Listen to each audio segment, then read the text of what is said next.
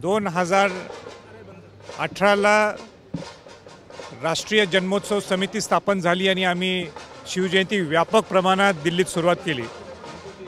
मला आजही आठवते की 2018ला पहिल्यांदा शिवाजी महाराजांना अभिवादन करण्यासाठी राष्ट्रपती आले होते, नौदल प्रमुख होते, लष्कर प्रमुख होते, छत्रपती शाहू महाराज होते आणि यांच्या सगळ्यांच्या मोठ्या संख्येने मोठे पाहुणे येऊन इथं अभिवादन झालं।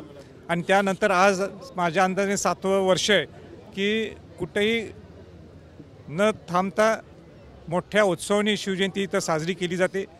आनंदाची हीच बातमी आहे की महाराष्ट्रातले जे रहिवासी इथं आहेत हे सगळे एकत्र येतात आणि ही परंपरा शिवाजी महाराजांचा इतिहास जीवन ठेवण्यासाठी जे सगळे महाराष्ट्रातले जे इथं रहिवासी आहेत दिल्लीत, या सगळ्यांचा मनापासून मी आभार व्यक्त करतो आणि शिवाजी महाराजांच्या जयंतीच्या माध्यमातून सर्वांना शुभेच्छा देतो।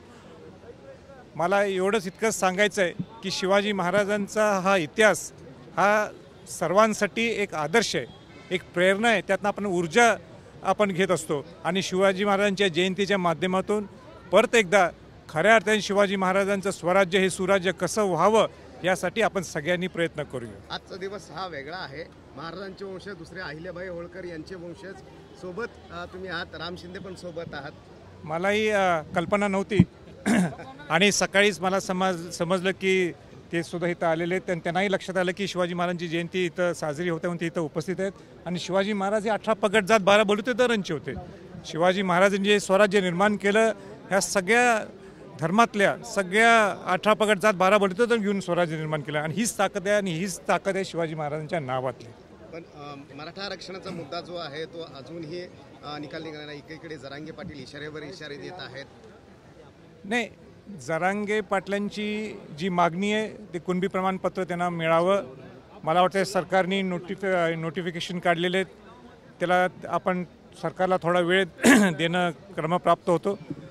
सरकारने जे आता मागासवर्गीय आयोग स्थापन केलेले आहे, मी हे 2 वर्षापासून मागं लागत होतो की तुम्हाला जर मराठा समाजाला आरक्षण द्यायचं असेल तर पहिल्यांदा सामाजिक मागास आपण होणं गरजेचं आहे। त्यासाठी त्यांनी ते मागासवर्गीय आयोग स्थापन केला आणि आता तो अहवाल सुद्धा दिलेला आहे। कौतुक आहे सरकारचा, उशीर झाला असला तरी त्यांनी केलं, पण ते सर्वोच्च न्यायालयामध्ये कसं टिकणार ह्याच्यासाठी त्यांनी होमवर्क केलं आहे का?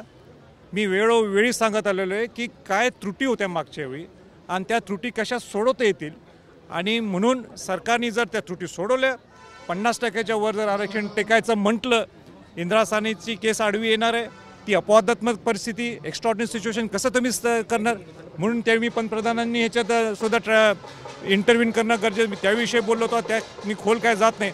सरकारला मला एवढंच सांगायचं आहे की नुसतं कायदा पारित करून चालणार नाही, तर कायदा पारित करत असताना सुद्धा ते एक्स्ट्रॉर्डिनरी सिच्युएशन 50% वर जर तुम्हाला आरक्षण द्यायचं असेल, कारण तुम्हाला कोणाला धक्का न लावून द्यायचं आहे म्हणजे याचा अर्थच की 50% वर द्यायचं आहे आणि 50% वर आरक्षण द्यायचं असेल तर ती अपवादात्मक परिस्थिती, असामान्य परिस्थिती तुम्ही कशी सिद्ध करणार ह्याच्यावर सुद्धा त्या दिवशी बोलणं तितकंच गरजेचं असणार।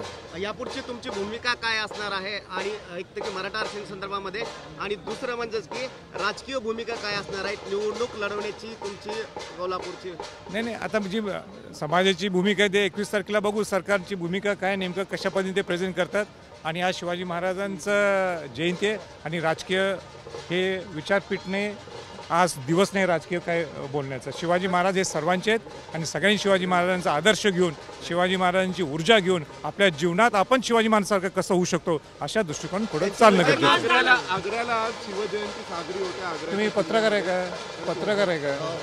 हां हां हां शिवजयंती साजरी होते, तर त्या ठिकाणी तुम्ही पण जाणार आहात का आणि कसं? नाही, मी जाणार नाही, मी आज दिल्लीलाच होतो इथं, पण शिवाजी महाराजांची जयंती सगळीकडे साजरी व्हायला पाहिजे, जगात साजरी व्हायला पाहिजे आणि आग्र्यात जर गव्हर्नमेंटने पुढाकार घेतला असेल तर त्या सरकारचं कौतुक आहे।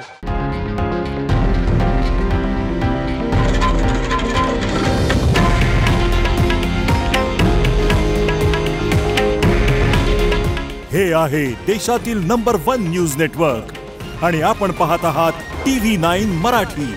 काळजी तुमची, हित महाराष्ट्राचं।